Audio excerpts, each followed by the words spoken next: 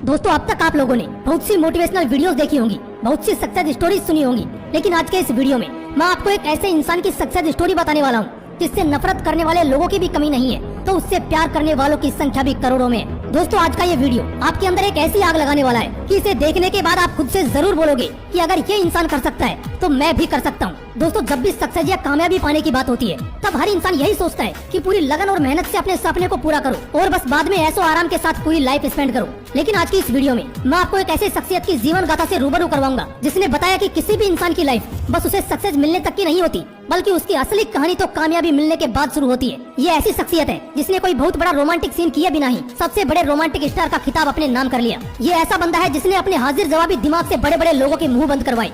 इतना सब कुछ बताने के बाद तो आपने गैस कर ही लिया होगा कि मैं किसकी बात कर रहा हूँ। अगर गैस कर लिया हो तो फटाफट उसका नाम कमेंट सेक्शन में लिख देना, और अगर नहीं गैस कर पाए तो कोई बात नहीं, इस वीडियो को देखने के बाद आप उस इंसान की रग रग से वाकिफ हो जाओगे। So let's start the video. दोस्तों, कहते हैं कि अगर किसी चीज को पूरी शिद्दत से चाहो तो पूरी कायनात उसे तुमसे मिलाने की कोशिश में लग जाती है। इसमें कोई दो राय नहीं है कि अगर तुम किसी चीज को बेइंतहा चाहते हो तो वो एक ना एक दिन तुमको मिलनी ही है। लेकिन इसके लिए हमें एक बहुत ही कठिन राह तय करनी पड़ती है, जिसमें हमें एक ऐसी नदी को पार करना पड़ता है जिसे किसी भी तरह की कश्ती या नाव के जरिए पार नहीं किया जा सकता। इसे सिर्फ अपने सपने के प्रति हमारी मेहनत और लगन की बदौलत ही पार किया जा सकता है। अगर हम इस चीज में फेल हो गए ना तो फिर कितना भी बड़ा लक्ष्य क्यों ना हो, उसे किसी भी कीमत पर हासिल नहीं किया जा सकता। और यह जो अपना सपना पूरा करने का पहला पड़ाव होता है ना, इस पहले पड़ाव में ही ज्यादातर लोग हार मान लेते हैं। सक्सेसफुल होने के बाद का पड़ाव तो दूर ही रह जाता है। हमारे आज की कहानी के हीरो ने दोनों पड़ाव देखे हैं और इन दोनों ही पड़ाव में वो पूरी तरह सफल भी रहा, और न सिर्फ सफल रहा बल्कि लोगों के लिए एक मिसाल बन गया। दोस्तों, ये कहानी शुरू होती है 2 नवंबर 1965 को, जब देश की राजधानी दिल्ली के एक मिडिल क्लास फैमिली में एक लड़के का जन्म होता है। ये लड़का बचपन से ही एक टैलेंटेड होनहार स्टूडेंट था। ये पढ़ाई के साथ साथ स्पोर्ट्स में भी टैलेंट से भरपूर था।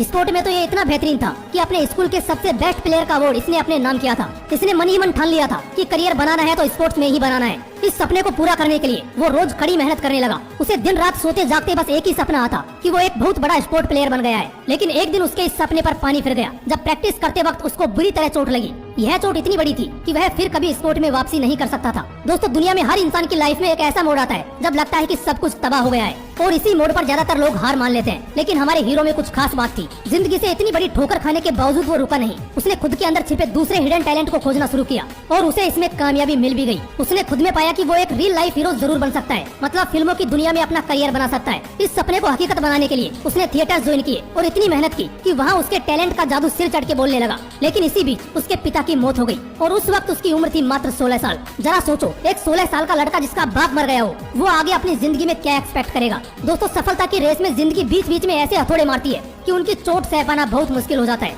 उसके पिता की मौत भी ठीक उसके लिए उस हथौड़े की चोट की तरह थी जिसे सह पाना बहुत मुश्किल था। इस घटना से वो कुछ समय के लिए सहम गया क्योंकि वो अपने पिता के बहुत ज्यादा करीब था। उसके माँ बाप उसके लिए भगवान से भी बढ़कर थे। लेकिन पिता की मौत के बावजूद उसने हार नहीं मानी। उसने अपने सपने को अपने पिता के सपने के रूप में देखा और कुछ ही दिनों में वो दोगुनी ताकत के साथ खड़ा हुआ और फिर से अपने सपने को पूरा करने की ओर बढ़ने लगा। वो इतने बेहतरीन ढंग से काम कर रहा था कि उसे टीवी सीरियल में काम करने का मौका मिल गया। दोस्तों, जब लोगों को इस तरह का मौका मिलता है तो वो लोग इसे अल्टीमेट सक्सेस मिलने की तरह सेलिब्रेट करते हैं। लेकिन हमारे हीरो ने इसे एक ऐसी अपॉर्चुनिटी के रूप में देखा जहां वो अपनी एक्टिंग स्किल्स को और भी ज्यादा इंप्रूव कर सकता है। और यह सच बात है क्योंकि इस दौरान उसे कई फिल्मों में काम करने का ऑफर आया, मगर उसने ये ऑफर्स ये कहते हुए ठुकरा दिए कि उसे अपनी स्किल्स को और भी ज्यादा इंप्रूव करना है ताकि जब भी लोग उसकी परफॉर्मेंस देखें तो लोगों को उसे जज करने का मौका ही ना मिले। इसलिए वो टीवी सीरियल्स में ही काम करता रहा। लेकिन इसी दौरान उसकी माँ ने भी दुनिया को अलविदा कह दिया।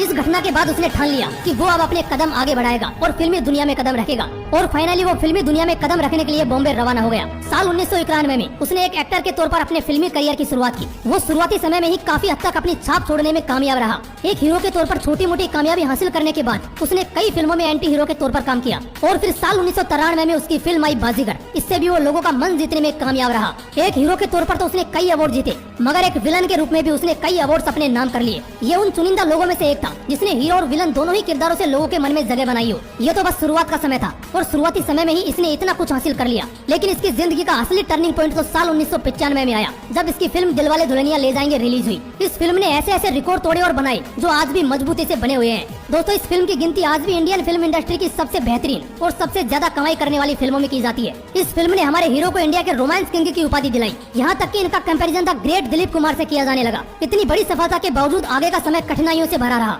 उसने कई फिल्में बनाई, कुछ चली तो कुछ बुरी तरह से पिट गई। उसने अपनी एक प्रोडक्शन कंपनी खोली, लेकिन उसमें भी भारी नुकसान सहना पड़ा। लेकिन वो कहते हैं ना, जब समंदर पूरी तरह शांत होता है तो उसे हल्के में नहीं लेना चाहिए, क्योंकि वो आने वाली सुनामी का संकेत होता है। हमारा हीरो भी एक शांत समंदर ही था, क्योंकि जैसे ही उसने 21वीं सदी में कदम रखा, यानी कि जैसे ही साल 2000 शुरू हुआ, हर फिल्म के साथ वो एक नया कीर्तिमान रास्ता चला गया। उसने रोमांटिक से लेकर रोबोट ऐसे ऐसे कैरेक्टर्स किए जिन्हें आज भी जब देखा जाता है तो तालियां और सीटियां बजती है। एक प्रोडक्शन कंपनी खोल के नुकसान उठाने के बावजूद उसने हार नहीं मानी थी। उसे अपने बिजनेस माइंड पर पूरा विश्वास था, इसलिए उसने साल 2004 में फिर से एक प्रोडक्शन कंपनी बनाई। दोस्तों, आपको विश्वास नहीं होगा, लेकिन आज ये कंपनी इंडिया के सबसे बड़े प्रोडक्शन हाउसेज में से एक है। ये कंपनी बड़ी बड़ी फिल्मों में VFX वर्क का भी काम करती है। और आज की बात करें तो ये इंसान दुनिया का तीसरा सबसे रिचेस्ट एक्टर है। दोस्तों, अब तक तो आप लोग समझ ही गए होंगे, ये कहानी थी किंग ऑफ बॉलीवुड और किंग खान के नाम से जाने जाने वाले बॉलीवुड सुपरस्टार शाहरुख खान की। इतनी बड़ी सक्सेस हासिल करने के बावजूद ये इंसान आज भी इसे सक्सेस के तौर पर नहीं देखता। उसका कहना है कि सक्सेस को हासिल करना तो बस एक मामूली सी बात है, असली परीक्षा तो सक्सेस को अचीव करने के बाद उस सक्सेस को बनाए रखना है। खुद ही सोचो यार, जो इंसान जीरो से उठकर